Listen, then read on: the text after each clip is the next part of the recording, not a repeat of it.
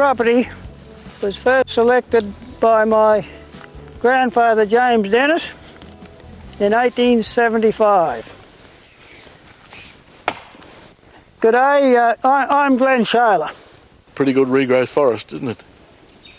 Yes, Ian, you wouldn't believe it, but we're only about 15 minutes from Brisbane as the crow flies, and we often see the helicopters fly over too at that, to rescue somebody or something of that nature.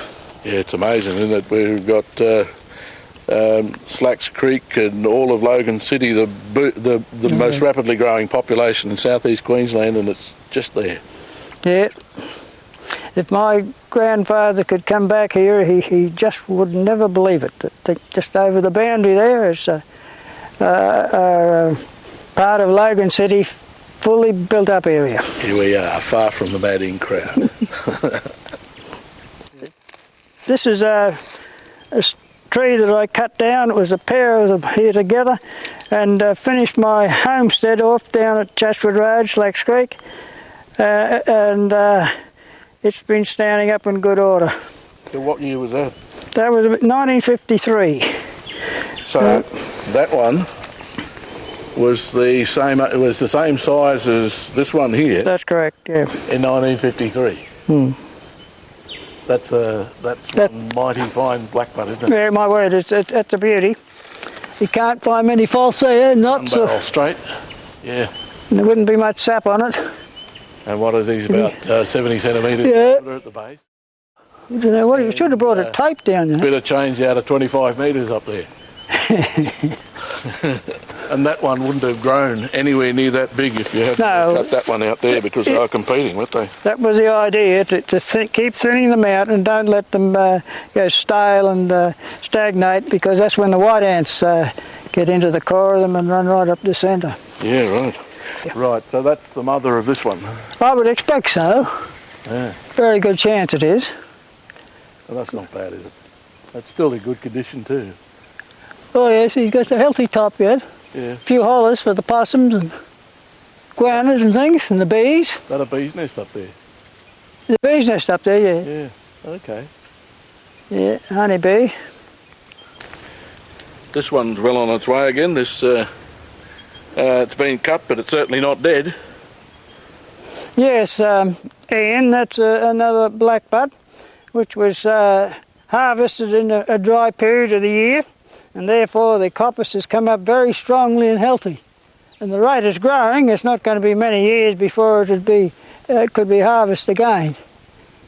15, 20 years. I took over in 1938. The property had been devastated by bushfires in 1936. The fire burnt the district out just about. Luckily no lives lost. And when I came here permanent in 1939, the first duties was to ring back all the trees that was damaged and of no commercial value.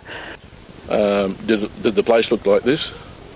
Oh no, not quite as lush as this. The old natural kangaroo grass has come through again, like the old wild oats. So soon, it was. You said it was pretty poor country before that, was it? With controlled burning and having light fires, the soil has developed. I'm sure it's much more fertile, and when I came here, it certainly is. So basically, your main tools here looking after this place has been good fire management and regular thinning and harvesting, is it? That's correct, and I've always been very, very careful when I've been control burning, not to allow it to get away into the other neighbouring properties. And then the land tanner is getting out of control in the gullies and the moist places, and this is a tribute to a lack of fire. Okay. Popular opinion that you shouldn't have any fires at all, and well, that was disastrous in my view, because the forestry down here, they had that idea, and many years the fires were kept out of it. They scraped brakes around to keep the fires out, but the fires got in and absolutely devastated it. They'd rung all the big trees, and they were dry and they burned for months afterwards. Fire came down here later in the day, and it wasn't quite so bad, but you can see right up the limbs there, see those charcoal black patches. Well, it's been pretty hot here. Just as well, because these tell quite a story, don't they? These big ones. Magnificent story. Just how old they would be, I don't know, but it's terribly old. You can see where the white ants. This was all done when the tree was green. They were there, right? Look up near that tree there. There's 4 or 5. I don't know. Lumps there, what you call them. This is just the wood, the bark would have been on top. Oh, there's been the bark, the sap, and a certain amount of wood has gone off because it's burnt, the charcoal. You see, the ants, white ants eat under the charcoal, and that allows the charcoal to fall off, and it's getting smaller in size. Have a listen to how solid this old tree is. Take a week to cut it down. Now, a lot of people, when they think about forestry, especially native forestry, seem to think that when the tree's cut down, the tree dies. But of course, that's not the case. This is a regrowth forest we're standing in, and this stump here has quite a tale to tell. What can you tell us about this, Glenn? Well, Ian, I can tell you the old original stump came from down here. That was harvested about 1941. Okay. So there's one underneath this that we can't even see. That's right, down there, yeah. That's easy. Here, that's solid there. That's solid. Now we've got another one here. Yeah. That runs through here. When would that one cut? Well, I'm not sure. I didn't cut that one.